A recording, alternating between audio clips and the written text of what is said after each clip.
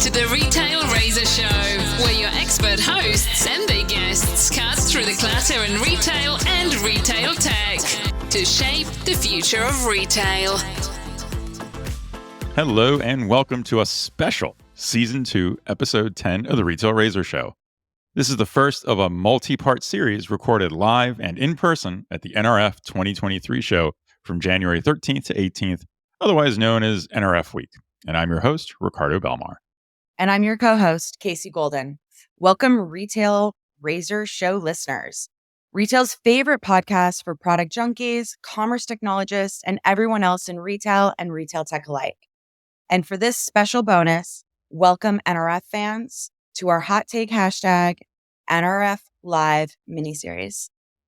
Well, Casey, this is an incredible treat for listeners and viewers. Just like our last episode, our top 10 trends and predictions for 2023. The recordings in this miniseries all happen live and in person, while, about 35,000 or so of our closest retail friends swarm to New York City. I just loved recording face-to-face when we're just not these two little squares from the shoulders up on a Zoom screen.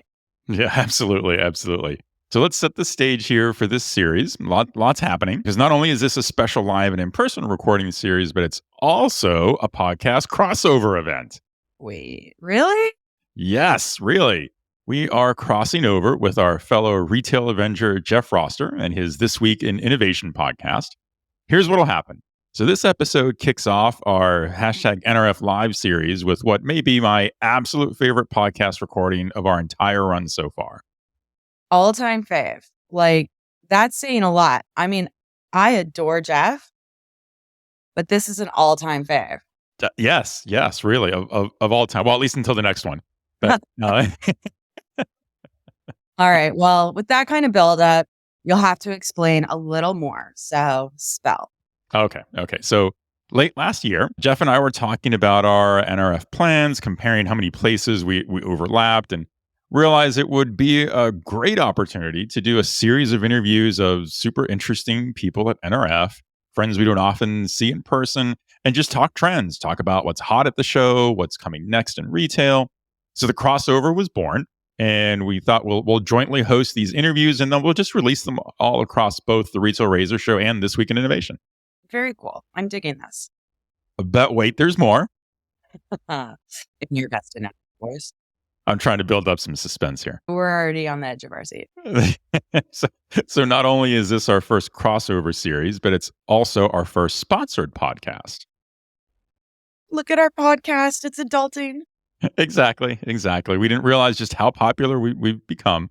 So while Jeff and I were making plans around who we try to interview during NRF, there was one important thing we realized. We actually need a really solid place to sit down and record during NRF, because let's face it, the Javits Center isn't the most conducive to podcast recording. It's not the most conducive for much. So, I mean, I don't think we could do this while sitting in front of Starbucks either.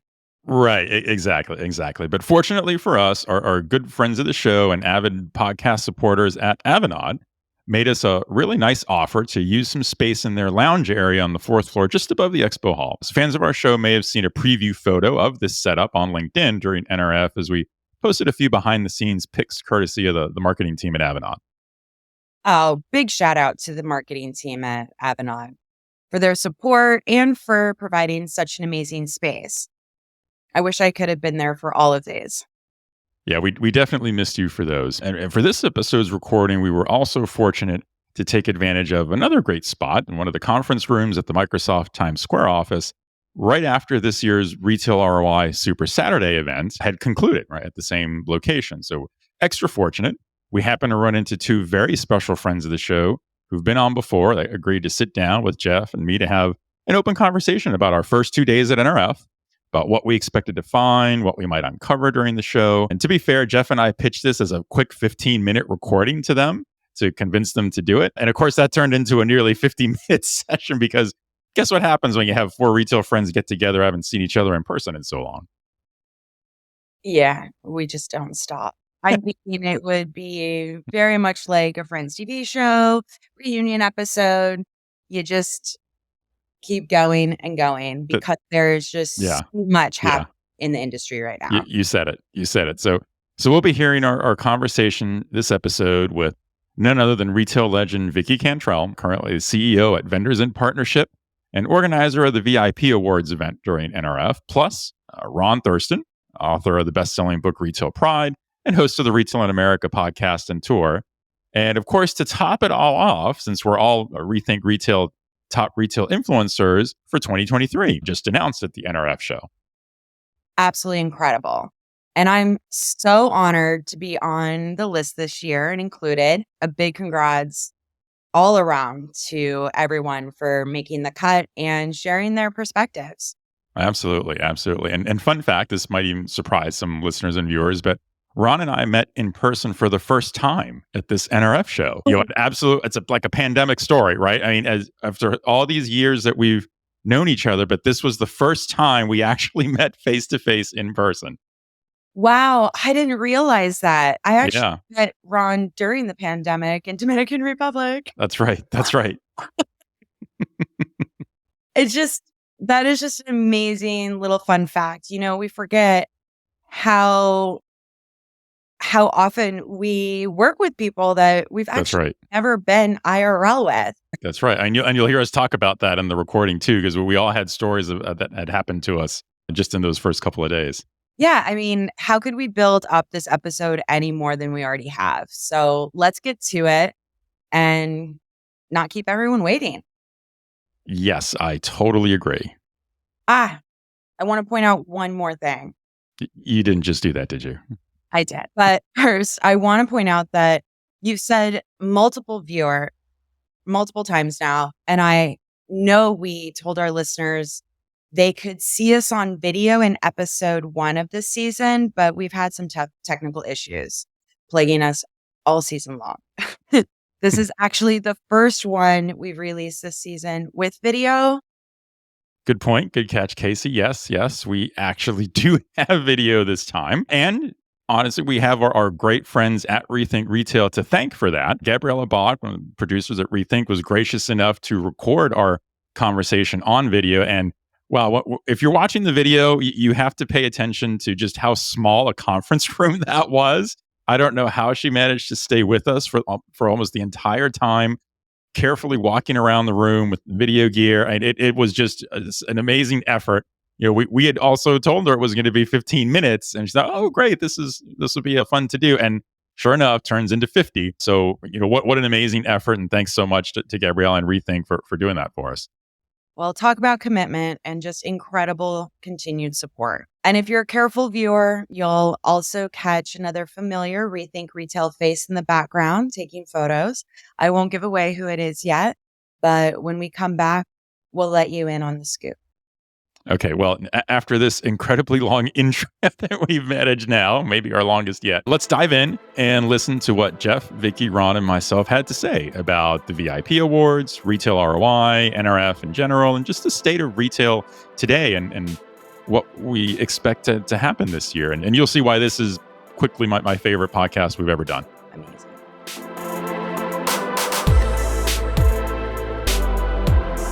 Hey, everybody. I'm here with Jeff Roster, co-host of This Week in Innovation. And you guessed it, this is part of our crossover series between our two podcasts. How you doing, Jeff? I am doing fantastic, Ricardo. How about yourself? I'm doing wonderful. And part of that, I would say, is true for you too, because we are live and in person at the NRF show, which we haven't been in quite some time. 3 years. Well, actually, you were here. I was here last year. You get bonus points for last year. You get bonus points for last year. The startup community came strong last year. That's true. That's very true.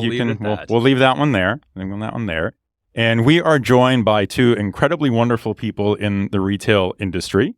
Vicki Cantrell. How you doing, Vicki? Good.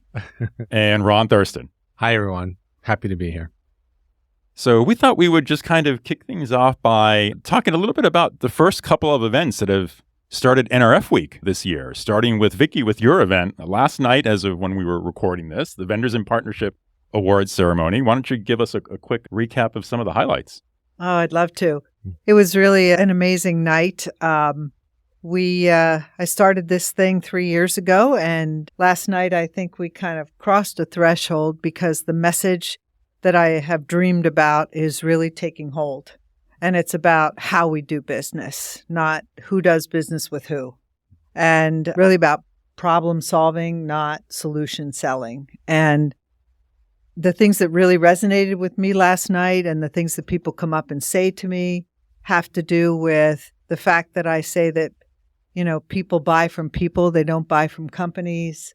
The gratitude that people had when they had to kind of put together their nominations and they realized, they took a breath and said how far they've come and they were able to recognize their teams. These are all the relationship aspects that flowed through the night. Aside from that, it was a beautiful night, beautiful venue, so much love in the room. We sold out. Congratulations on that. Thank you. That's a big achievement, yeah. I kind of liked it when I could move around a little. I know you do. Just so you know. There were people here today. It today. wasn't quite as easy moving around this time. Yeah. But so we're really thrilled with the evening and a lot of great buzz. And I just believe, I always thought I was pushing a rock uphill to take away this aspect of buyer seller. Yeah. But, that rock is moving. And so I'm thrilled.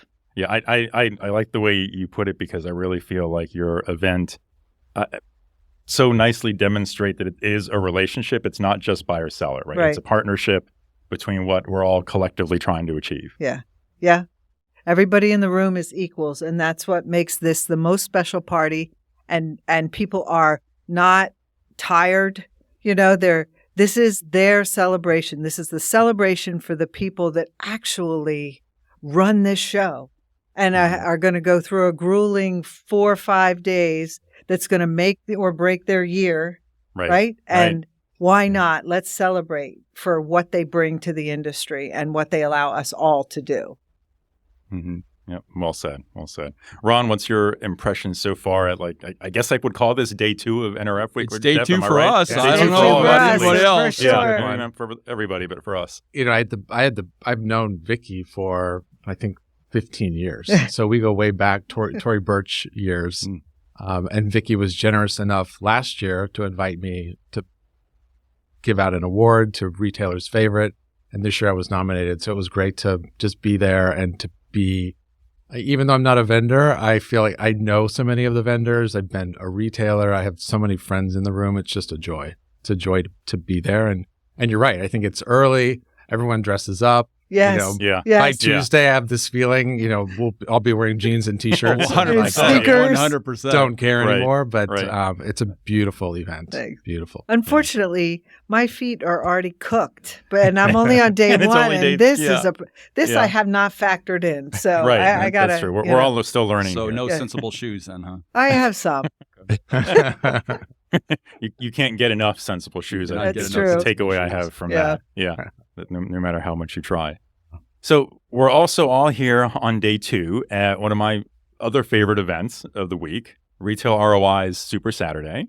I was excited to be able to host this event at the Microsoft office in Times Square. Jeff, I think you had some stats you'd like to share maybe on how we did. Well, very well. That's analyst speak for I think we were well over $320,000. Yeah, I think it was the closer to 350. 350. Yeah. It was the second biggest year revenue wise. The other observations, crazy energy. So I would agree with as somebody that was at Vicki's event, the energy was off the charts. That was the big speculation that I was testing in the run up to NRF series I was doing is what do you expect? And we were talking about make sure you have masks and all this and be sensitive to who people whatever. And that's all. That advice is all still active, but I think people are ready to rock and roll. The energy is there. The energy's off the charts. The energy's there. Right? There's definitely want to be sensitive if people are still have whatever issues, but solid energy. We kind of got a sense of that maybe Wednesday, Thursday. I could start seeing the emails confirmed for VIP, and definitely today for sure. This is day 2 and tons of energy. People want to reconnect.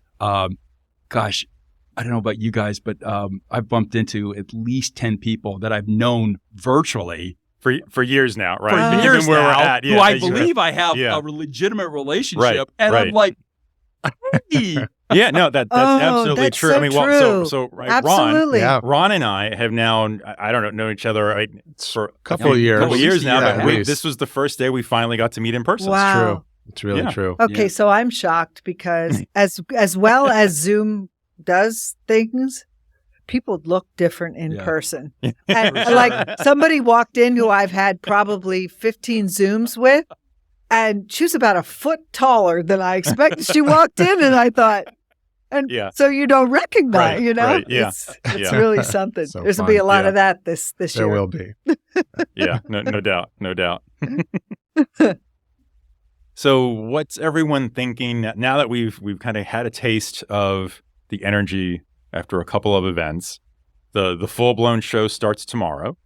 So what is everyone thinking the vibe is going to be on the show floor? Mm-hmm.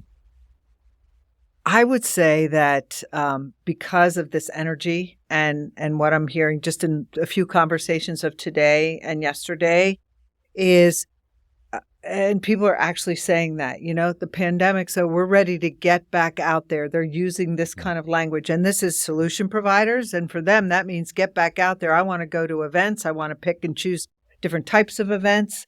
I want to get, more involved in different types of things. And today we heard about 2 different vendors who are now heavily involved and didn't know anything about ROI. So when you that think hurt about a little bit when right? she said that. It's Yes. But you just because they are now wanting to be involved in new things, new ways, get back out there. I would say the watch phrase is get back out there, and that's what we're going to see on the floor. That people are going to be looking to, like, am I up to date on technology? Let me stop at all these booths to really feel like I'm connected again. Yeah. That's what I think. Yeah. And I think because there's been so much conversation about all the new ideas and all the new technology, you actually need to touch and feel it. Similar to shopping in a retail store. I think I'm excited to go down, innovation lane and what are all these brands bringing? What's happening? What are some big new ideas? Yeah. And a lot of retailers, and I'm sure we'll speak about the Rethink Retail Bash coming up, but the minute I posted of, hey, Rethink Retail's having this, the amount of responses that I received of like, I'd love to go. Yes. The willingness and desire to reconnect is powerful. Powerful. Yeah. That's right. So, well, since you brought up the Rethink Retail that I think we're all going to be at Monday night, what other, so day one, official day one, I'll call it, right, for NRF Sunday tomorrow. That's on day 2. Anything else anyone is excited to be going to of the remaining days? I'm sorry, but I can't not talk about rock and roll retail. I mean, I'm with you on that one. That's the other thing where retailers are so embedded in different fun areas of life. Yeah. Okay. Yeah. Yes, they do charity work. They go on trips. They play music. They make a band. They and it all comes together here. And it all comes together here. Yeah. Wow. Yeah, I'm excited for that one too. That's another Monday late evening. Oh my gosh, Monday. Yes. Yeah. Oh, and then of course the retailer insiders. I was just going to say that one too. Yeah. It'll be my first year attending that. So get ready. Get ready. That's a 9 p.m. on a Sunday night. There won't be a lot of coat and tie at that one. That's a little more raucous for sure. Very good. A lot of people. So it's the energy is clearly here. There's no doubt about it. The as ugly and hideous as COVID was, it clearly was a stimulant to innovation. I mean, we tracked that on this week. I think you did it on Retail Razor too. The number of BOPUS setups were just off the charts. Right. We now realize low code's a real unique strategic advantage to be able to move faster, more nimbler. And so I think what we're going to see is really, I don't want to say an explosion of innovation, because I would argue, I mean, I've been tracking it for 20 years. I don't think things just explode, but they accelerate. And the ability to innovate, and the fact that startups 3 or 4 or 5 years ago really weren't even, Vicki, when you were there, I mean, you were just starting to bring the startups in. Yes. They were always there. I live in Silicon Valley. We've been doing startups really since Hewlett and Packard got together in 1938. Right. So we're not new to startups, but all of a sudden the industry has said, this is this giant opportunity to showcase this. And this innovation has always been going on. That's why, the big companies have been making acquisitions. But now we're featuring these people. And this is the heart of business is these, and some young entrepreneurs, a lot not so young entrepreneurs, but that energy, and they're being featured now. Yeah. And it's just amazing. Yeah. And it's just going to be, I think it's going to be a celebration of innovation is maybe the way I'm going to start phrasing it. Jeff, I also want to say something about innovation, that overused word. Okay. And because when you say innovation, everybody thinks tech innovation. Okay. But what the last few years have shown us is that innovation is across the board. Innovation on how you speak to each other, innovation on how teams work together, innovation on how you approach something. By the way, low code wouldn't have such a presence if there wasn't innovation in how you do things, Well, that's the key, not isn't it? just the tech. And so people have really changed how they do business, and that requires innovation of thought and innovation of how you use your people, and because retailers have to be like super agile. Yeah. And it's only as effective as the adoption normally, which has to happen in a store. Oh boy, isn't that the truth? It's the truth. And so there's so much powerful statement. There's a lot of, I'll say this, there's a lot of people who develop technology that have never worked in retail. Yes. And so there's, yes. I know it's a bold shock, statement. Right, I'm just going to say it. Well, shockingly. we got a whole podcast where we could tell stories. Central office. No, it's not a central office. It's called a store. Please change that on your slide deck. I catch a lot of that. And you still see it at the store level. You do. It's the 50% want to quit their job working in retail stat. Right. Yeah. It's those. I think that. And so I think there's this whole concept again of what does the store need? Ask the store before you go and develop technology. Right. And there's a solution that will be in the innovation aisle this year called Reflex, and they're doing on-demand staffing. Yeah. And so this is an actual need that is integral to the success of our industry. Yeah. To say that we need on-demand gig economy style retail workforce. Right. Because the workforce is demanding it. They're demanding flexibility. So here's someone that's innovating this idea and coming up with new technology. So don't just create something because you think it's a good idea. Ask the people who need this technology and how they'll use it. So I'm such a big Ubik fan, who were also nominated last night. Yeah. They really listen to what the stores need. Yep. Stores and restaurants need. And that's why the adoption's so high. Ron, I'll tell you a little secret. There's a bunch of CIOs that the first question they ask a tech vendor is, tell me what you think of my store. It's a great question. Yes. You want to know how many vendors can wash out right out there? Yep. A lot. A lot. So these people have spent hundreds, if not thousands of dollars to maybe fly, travel, prepare for a meeting, and they did not go to the physical store and make some observations. Yeah.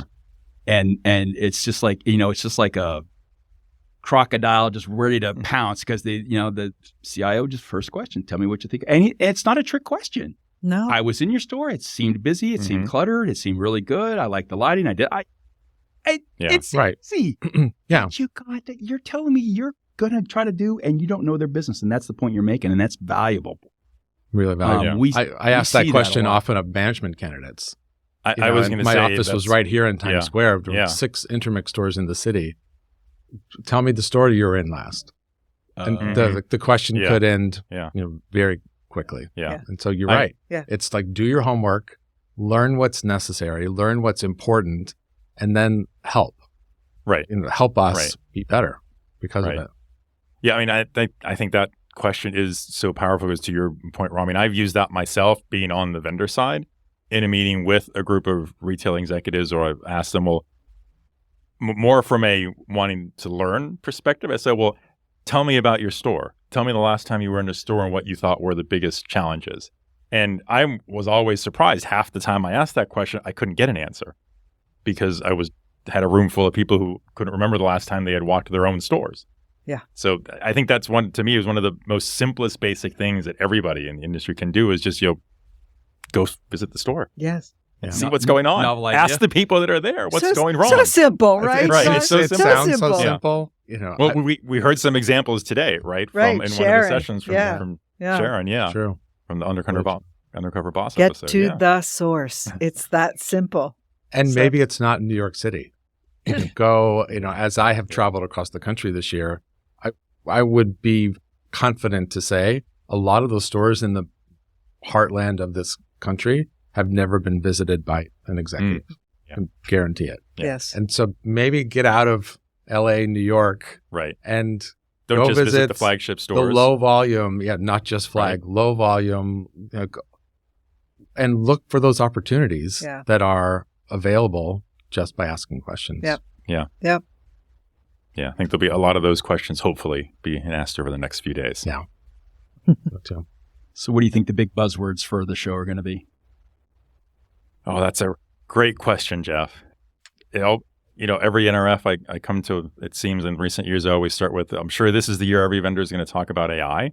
Mm-hmm. I still kind of chuckle a little bit. I forget which year it was when it seemed like every time I turn around the expo floor, there was a booth with a robot in it. And now I want to kind of walk through and say, where did all the robots go? Yeah. They're working. They're in the stores, apparently working, I guess, maybe. I don't know. I don't know. I mean, I'm actually kind of interested to see what the buzzy words are going to be this time. We're kind of coming out of a year where the first half of the year, the big buzz was all about metaverse. Mm-hmm.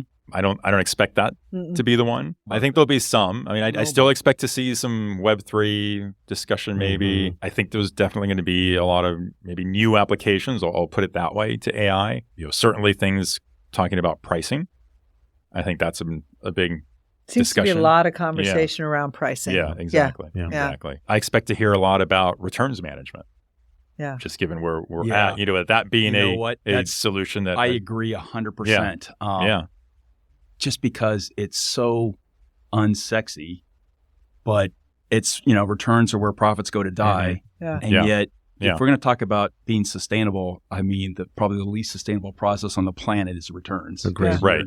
You Agreed. ship that thing 8,000 miles or however, you process it, you got it out, and it's coming back, and it's coming back in a far worse condition than it left, and it is a mess, and you're touching it again, and every time you touch, you're hanging another $1 on that thing. Yeah. So if we can figure out how, and there were some great conversations today, like, maybe we need to deselect some customers, and if we're going to be serious about being sustainable, why are you returning so much? Is it an issue with sizing, which it clearly is? Yep. Is there technology solutions? They're starting to become some, AI models and 3D models and all that stuff. I mean, there's a lot of things that we can look at, but if somehow we can say, how do we not return 50% or 60% of stuff? That's a huge issue. That's a huge one. Yeah. So I love that. So returns. I might debate with you a little bit on metaverse. We'll have to settle up afterwards, but I'm much more of a fan of immersive commerce, which our friend Michael Zucker has and I agree with that. Yeah. So we can talk about augmented reality and not talk about getting the into virtual some, reality crazy. Right. Well, I'll tell you, I will concede one point on metaverse. One. I think I'm getting one. You'll get one today. Ask me again at the end of the I week. will, my friend. I know you will. I will. I know you'll hold me to that. I would say the one, because I know there are sessions about this, so that's why I'm going to bring it up. And I've already talked to some folks about it, and I know I see it with our customers and with the partners I work with. One really strong use case for metaverse is digital twins, especially with the consumer goods brands that we work with. There's lots and lots of interest in that, because you can just have, if you build the digital twin right, you have your entire operations modeled that you can play around with, come up with new operations, new products without ever having to touch anything physical and incur the cost for that. And you'll know up front, now I built it in that digital twin. Now I know what the outcome is going to be before I build version 1. So I think that's, in my mind, the most valid use case today, because I know you're looking at me, Jeff, and you're thinking there's more to it than that. But yes, I'm waiting. I'm like a cheetah. You're I'm just finding, ready to I know you're pounce. waiting to pounce on me for that one, but I'm going to say that's today's use case for metaverse. All the other ones, I don't know if it's this year. I think they'll come. I'll agree with you on that one. It's coming, but I don't know that it's this year. This is in that same category of how much you have to pay attention. You have to be paying attention, but come where we are economically and where we are, it's going to be, I'm going to pay attention, but I'm also understand that no bright shiny objects. Right. Okay. And Right. that's where it is still. Right. It's still that. But you get some of the core pieces. I think that, to me, is the key for some of these. And that's why I keep bringing up the digital twin, because like you need a lot of the AI, same core pieces. You need the pieces. Yeah, right. You need that fundamental infrastructure piece, and that's why so you can build on. That's why immersive commerce is a superior word to metaverse, because you can get those pieces and you can kind of loop it. Because we as analysts, we have to have something to hang that framework on, because we got to study it, we got to survey it, we got to forecast it. You ain't forecasting metaverse, because that's nonsense. Right. It's $22 trillion. Okay, I picked it's ridiculous. What's that based on? But immersive commerce, you can break out AI. Well, you can break out AI as a foundation. You can break out virtual reality, augmented reality, all these components, and now you can build you can build a deal. And I think that's probably a far better way for us to talk about it. And there's absolutely zero energy, pro or con, around that word. Right. And unfortunately, I think the guy out in my part of the states maybe kind of mucked up that word just a little bit. I won't say who, just a little. But remain anonymous to protect the innocent. So we'll have to square up. But I'm thinking augmented reality. We've had it in aviation for 20 years. I've trained in simulators, so the pieces are not there. And I'll tell you the other thing that's the most interesting about this thing is not so much what Nike's doing in whatever the virtual reality world they're doing. I think the best example is what Ulta Cosmetics is doing. Yeah. And Roblox. With Roblox, and they've got a lot of young girls with moms playing in what sure sounds like a metaverse thing. So now you've taken it away from the boys playing World at War. Now you've gone, a far bigger thing, and there's clearly value there. And so that's when I heard that story, and it's actually even a better story than that. Ready to share, but that's telling me, okay, now we've got something. Yeah. And Ulta's such a great story because in every way, because it's accessible. You see it in hundreds of locations. Right. You see it all over the country. You have a very in-store touch, feel, experience it as you want. You have a metaverse, digital, immersive version of it. And I think that's what great retail is. It's that incredibly immersive way to think about it, however you choose to experience it. Right. And that's the point where you're not taking this entire heavy vision and you're just taking out the pieces. I mean, you look at like the smart mirrors that they're doing, where they've actually invested in an AI startup to be able to analyze skin. It sort of started off almost as a medical strategy to determine skin cancers. And all of a sudden, hey, well, you know what? If we analyze skin, then we can better. This is obviously not my area of expertise, but I paid for a lot of this stuff with a daughter and a wife. But I mean, that's heavy duty technology to involved in that business. And the other thing why I just love having Ulta on the pod is they have an investment fund. Yes. Okay, we're not talking about Walmart or Amazon now. We're talking, and they're not a small retailer. I mean, they're over $8 billion. So they're high, they're not high. They're a major tier 1 player.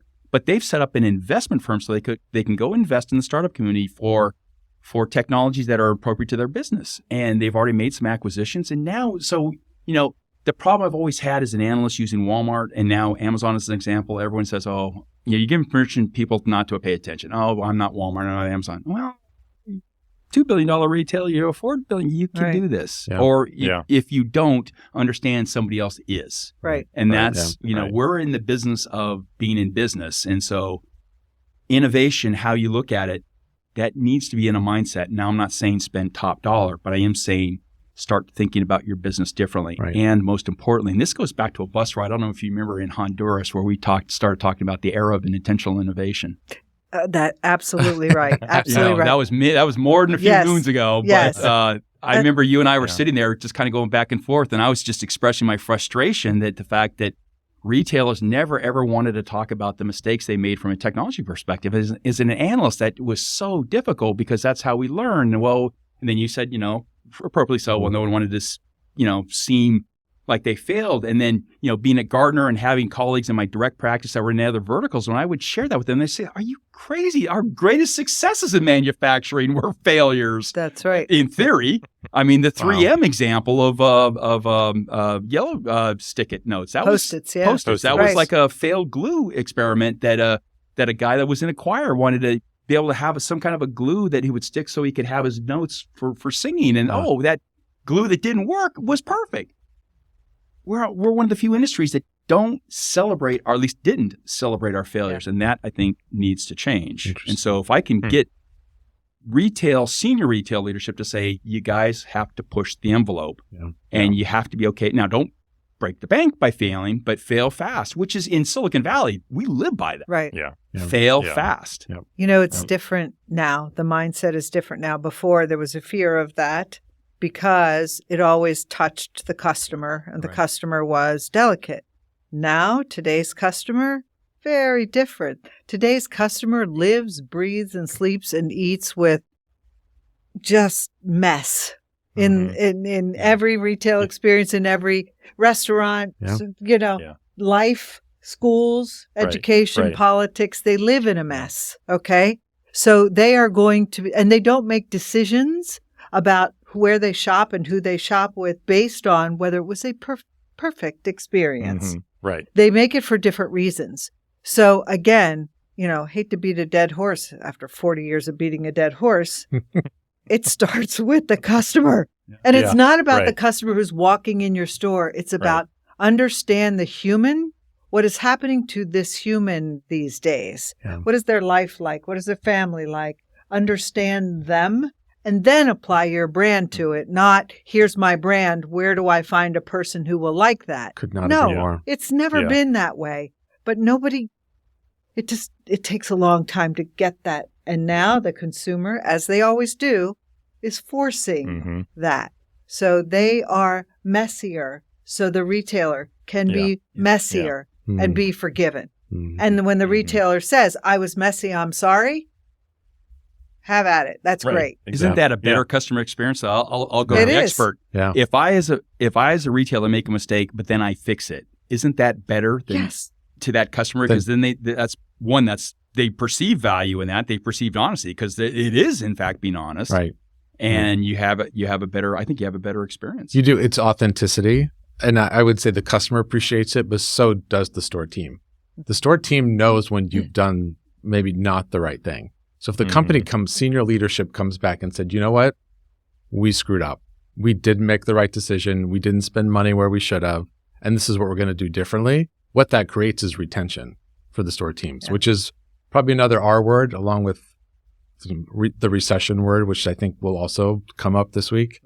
I think employee retention. I know I'm doing a panel tomorrow on that. I think this idea of what do brands need to do to hire, retain, and attract great talent. Yeah, it's another 40-year dead horse. To your point, Vicki, that you and I have been having this conversation also for many years, but it's actually never been more important. Yeah. And it's really hard to say that in 2023.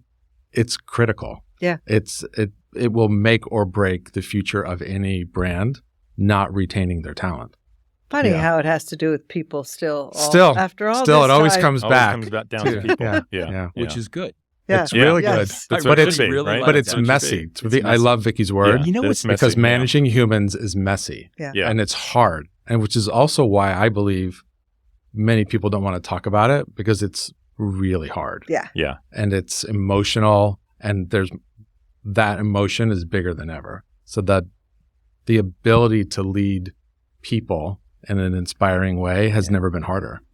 Yeah. You know what I like about that phrase messy is, one of the metaverse technologies or one of the immersive commerce technologies is live streaming. And now it's a done deal. It's a done deal in China. It's a done deal in Asia Pac. And we just think we're now beginning to experiment with it. My only worry about that is if we try to over produce the live streams. And the example I'll point to is B&H Photo.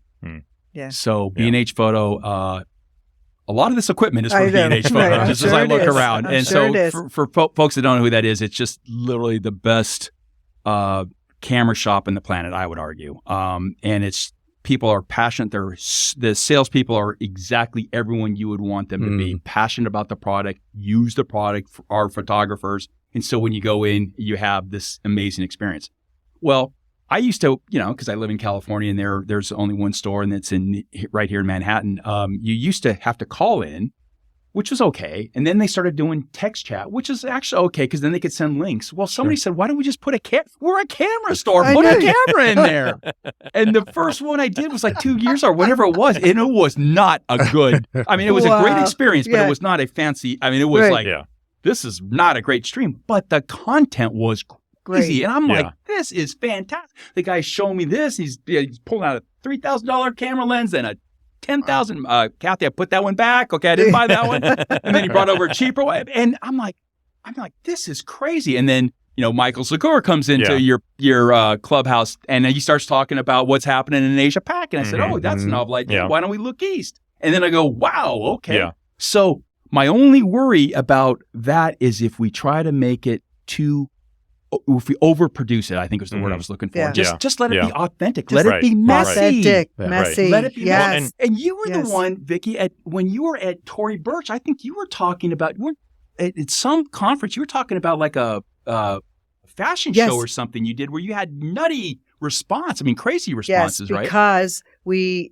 did this test where we had such brand advocates, and it was Pat, I can't remember the name of it, but anyway, we went out to our customers and we made them part of the process. Novel idea. Here's 4 buttons. Which one do you like? Okay. I like that one. And they feel so in the know. Look, people, again, when I just bang that drum about it's about people and it's about community. They belong to a community. People want to belong. That's what they want. Right. Whatever it is, 2 people, 10 people, 5,000 people.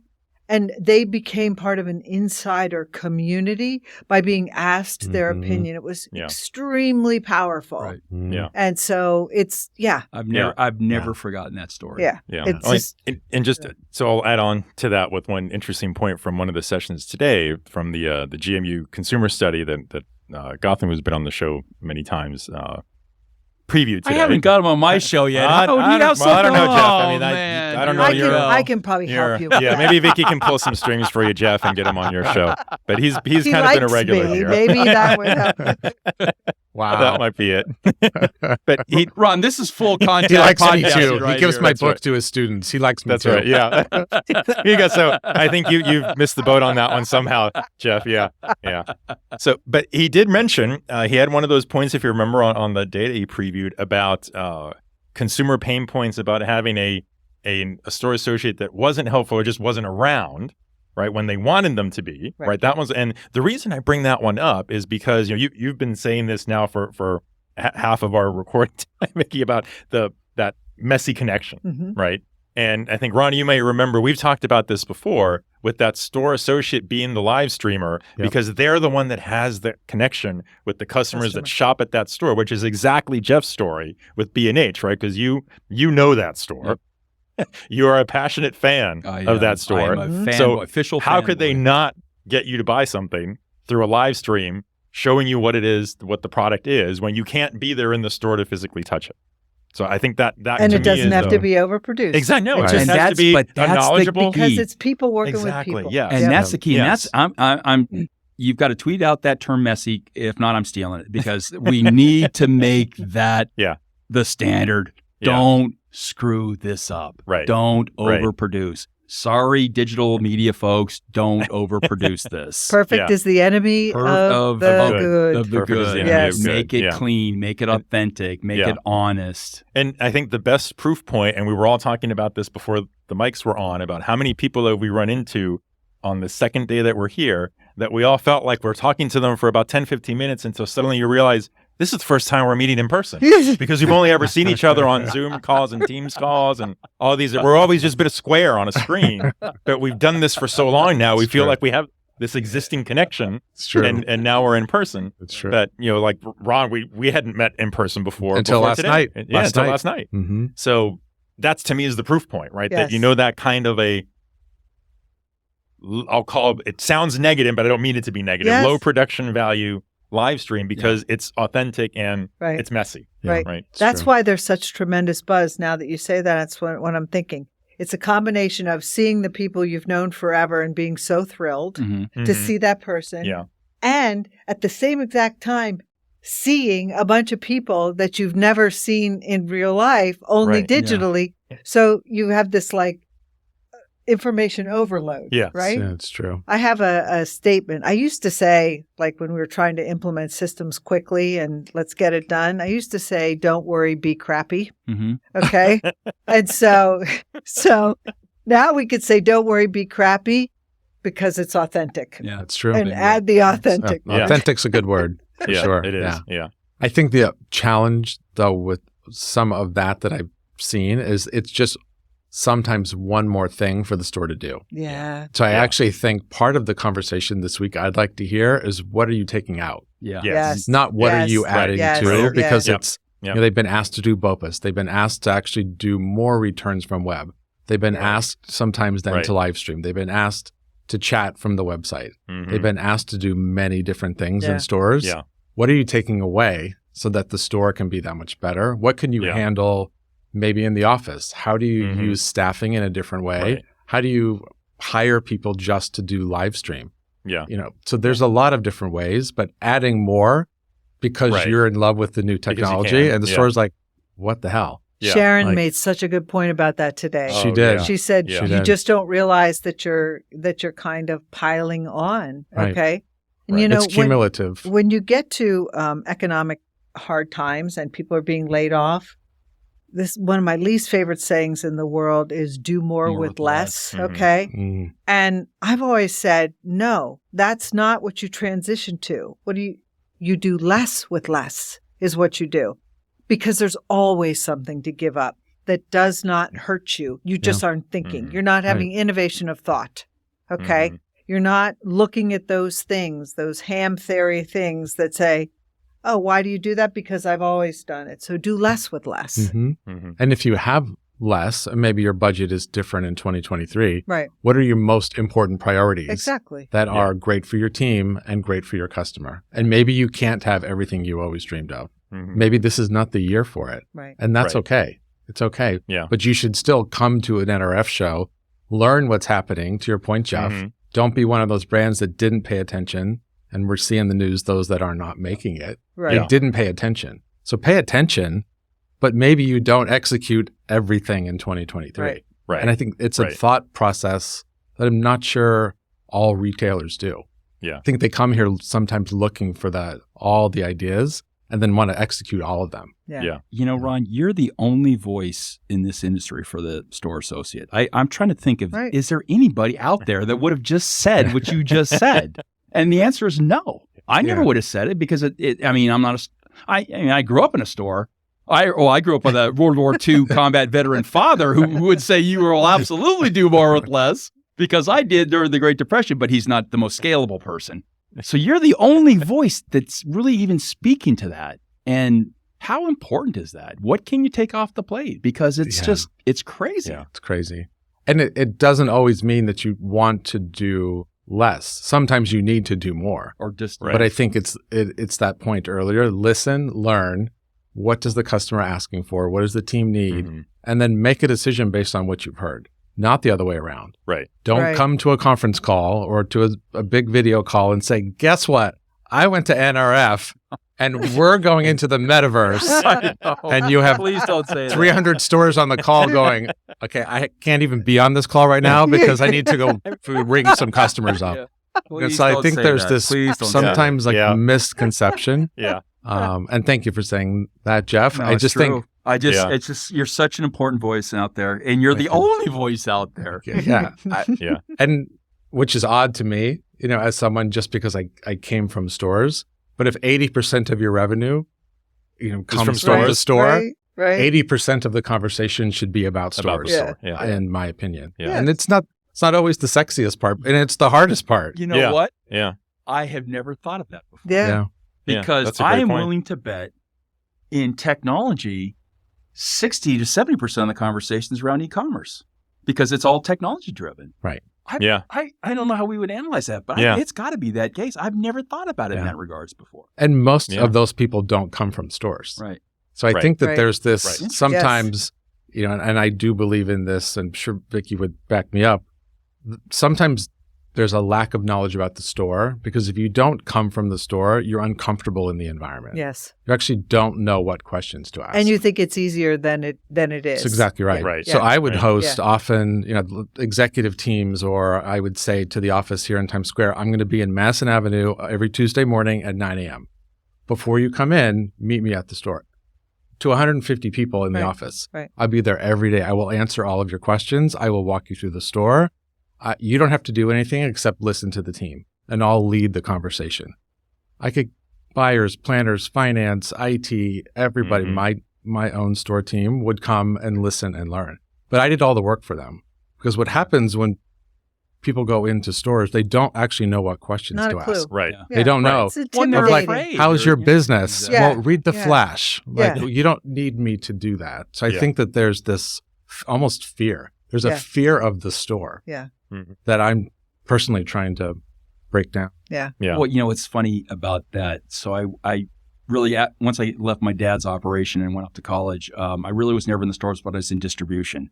And what do we have every year in distribution? We had a thing called inventory. And guess what we used to get? Oh, we got all the people from the front office coming to help us. And guess what we did about 3 days after? Fix all the help. So I'm just thinking that, I could really relate to that. The last thing you want to see is, hey, we're from the upfront office. We're here to help. No, they're very proud that they work in stores on Black Friday. They're exactly. very proud of that. Probably causing turmoil. No, it's true. Yeah. Put people in a high stress environment where everyone's on edge. Right. Oh, it's funny. Yeah. So funny. Yeah. Well, I'm going to throw out one last thing for us to get some opinions on, because maybe the final piece that I think we are going to hear more about, because the couple of conferences I've been to last year, this came up, and it's been a pattern and a trend, and that's retailers doing more B2B kind of services than just selling to consumers, because it goes right, it's high margin activity, helps with the revenue, might not be a lot, certainly not in the kind of transactional volume you get from your stores, but taking things that you're good at as a retailer, bundling them up, selling it to other retailers. I'm seeing a lot of that. I think I have to believe we're going to hear and see a good amount of noise about and buzz about that at NRF this week. I think that there's a couple themes there that play into that. Okay. First of all, this is the best industry in the world, and the most resilient and the most creative and the most agile, because you are dealing with that customer, and every day is different for a retailer. Every day is different. I don't know how else to say it. It's the truth, right? So since every day is different for a retailer, okay, in this world, nobody is doing anything by themselves. You can't be successful by yourself. This is why I talk about partnerships. Right. Because what we've seen is the tech world coming together, Spot Solutions, let me add on to this. I can help you. Look at the partner networks. They've grown and grown and grown like crazy, right? Right. And same thing with people thinking more partnership oriented. I've just gotten to the point where no one can do it alone, and they shouldn't. Yeah. And I think that is at the That's where it's crux of this is, Yeah. look, if I can't build it, let's go find it. Let's work together.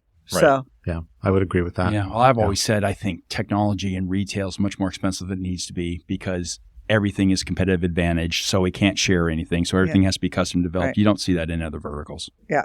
In manufacturing, the CEOs are all engineers. You're right. I mean, they just like, okay, if we all design a better drill rig, let's just compete on who can get the raw materials to market. Let's not compete on, hey, I've got a unique drill thing. Yeah. I mean, it's crazy. When I used to try to explain how retail operated inside my Gartner colleagues in other verticals, it was like they would look at us like, you're out of your minds.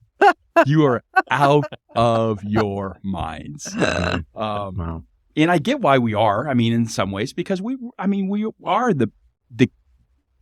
we saw it in March and April of 2020 how thin the line of civilization is. It's one grocery supply chain, and if that supply chain would have crumbled, if the truckers would have said, "Hey, listen, everyone's cutting and run, and we're going to cut and run too," we'd be having a different conversation right now. Yeah. But let's just maybe compete on doing better business and not necessarily on I've designed conveyor some way, super unique. We'd be a better industry if we would do that. We'd be buying technology at a cheaper rate for sure. Yes. And I would argue that we're much more similar than we are different. Of course. In many ways. And I think that's also often missed, that everyone thinks that their business is so special. Yeah, it's not. And they're not. You sell something different. Yeah. But the core of actually how this Processes. industry operates is not that different. And I do think we have to be more open to learn, open to listen, open to, you're right, maybe it's, I buy it instead of developing it. I don't hire someone, or you do it in a pop-up and I learn how to do it uniquely. But I do think there's something, I don't know, Jeff, if you agree, there's something that we feel in this industry for every brand I've worked for that no one does it as well as we do. No, 100%. We're the best at it. And therefore, I'm not going to share my secrets. Exactly. And I'd like to break that down a little bit. They're not secrets though. That's the thing. It's like it's like, what is it? The emperor has no clothes. Yeah. I mean, come on. It's software. It's true. The people that benefit from that, and it's a bit heresy because these are some of my clients, but it's the consultancies who have gotten away with mass customization. And so if we could just absorb technology, and by the way, a lot of software companies say, listen, just accept code at base, and you'll drive the cost down. We'll be able to refresh. So it's that whole mind shift. Look, remember, people are always going to protect their turf. Yeah, 100%. Okay? And when you think, not just from a brand perspective, but think about the infrastructure that's inside retail, where you have the heads of departments, okay? And when we tried to break down those silos, okay, and get the communities to work together, because they have to do that to have a great business, it's people are very protective about their whatever it is. Unique knowledge. Their unique knowledge, their power, their salary, it just goes to your core. And again, when you understand the person, you can deal with it in a better way. But that's, where that comes from, is the protection of not what's mine. And then I've seen where each person thinks about it differently. A marketer is going to be extremely protective.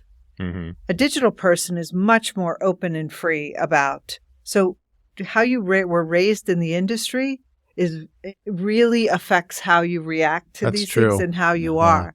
Seeing all the groups together, they all have, CIOs have a very different personality. I'm not saying anything up or down. I'm just saying they all have a different personality. Right. That's fair. All totally valid, and why and reason of how they grew up in the industry. And now everybody has to work together. Yeah. So you're getting to the core of humanity. Wow. That's deep. It is. And it's only day 2. That's true. And we're just getting started. Yeah. We're just getting started. That is probably a good place to wrap it up. What do you think, Jeff? Fantastic. I think good way to kick off our series. I think so. Some of us have a San Francisco 49er game to go watch. Yes. Some of us have to go to the next thing. Yeah, that's right. That's right. There's a lot of next things for the next few days. Well, Vicki, Ron, thanks so much for joining Jeff and myself to kick off this series. I can't think of 2 better people we could have asked to join us for a great retail conversation. Yeah. This was very fun.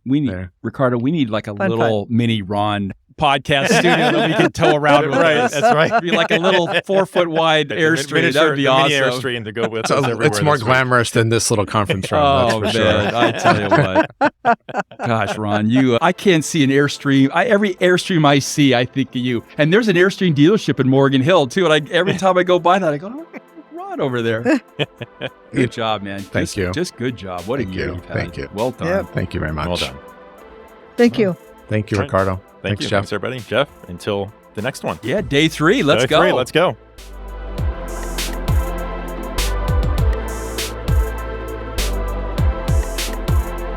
Welcome back, everyone. Damn, you didn't oversell that intro, Ricardo. Killer discussion. I didn't even notice how long it was. It just had me wanting more and wishing I was in the room. Yeah, well, like I said, it's definitely getting my vote right now for best episode we've ever done. I mean, there's something to be said for capturing these kind of conversations in person, in a really small room among friends, and just a completely open discussion. Well, I hope our listeners and viewers enjoyed that. I know I did. I really wish I had been there, but next time. Next time. Yep. And I'm sure this will not be the last time that you see this group get together for a chat. You can count on that. And we'll bring them back for more in the future. So for those of you paying attention, if you caught our other Rethink Retail friend in the background, well, if you've guessed it, Julia Raymond, you'd be right. Julia was watching through the glass outside the conference room, taking a few pics. I bet she didn't expect you guys would be there so long either. Yeah, that's so true. That is so true. I'm sure she didn't think it would be quite that long. Well, Casey, I think this wraps us up for the first part of our NRF Live miniseries. Indeed, it does. Stay tuned, everyone, for the rest of the series, and be sure to catch the fun not only on the podcast, but also this week in Innovation, hosted by Jeff Roster. Ricardo, that's a wrap.